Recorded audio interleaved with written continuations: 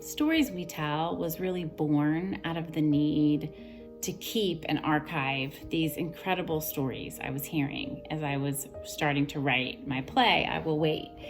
And they were just coming in, and they were so filled with just resiliency and strength and courage. And they just inspired me on such a deep, deep level that I kept thinking, oh my gosh, I need to record these. I need to write these down.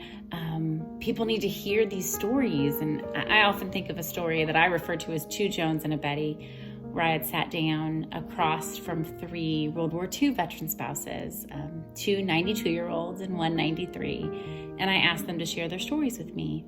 And one of them started to tell me all about their husband and his time in World War II, D-Day and Battle of the Bulge, and just obviously telling me how proud she was of him and all the things that he had experienced. And when she was done, I said, again, incredible, and we just can't ever thank him enough for what he's given and done.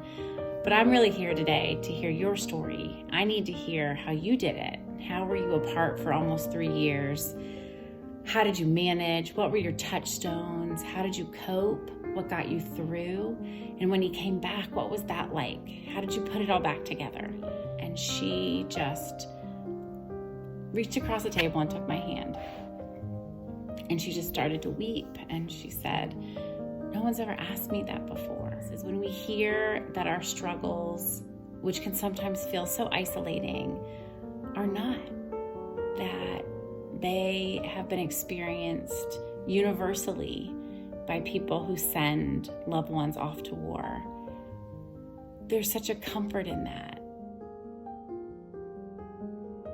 Well, I went from being a full-time professional to being a full-time stay-at-home wife and mom, and not necessarily by choice, if I'm being honest. For me, I was in private practice, just general, doing wills and trusts and estates and criminal defense and family law and all sorts of things, and that is just really hard to start over and to repeat everywhere you go, and not to mention the licensure struggles and hurdles that you have to overcome every PCS. So. Our son was 10 months old before he ever met his father, and of course he was very he didn't want to have anything to do with him.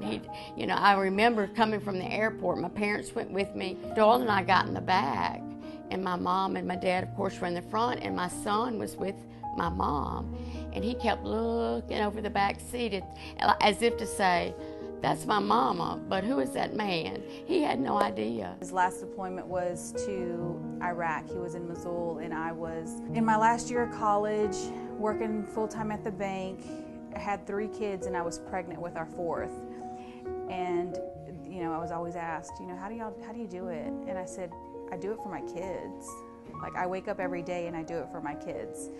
And it was like Groundhog Day every day. You wake up, they eat breakfast, you line out their clothes, their backpacks and everything, and you get up, you go, you do your thing, and in the afternoon, you cook dinner, and everybody's doing homework, and take baths, and you put them to bed and repeat it next day.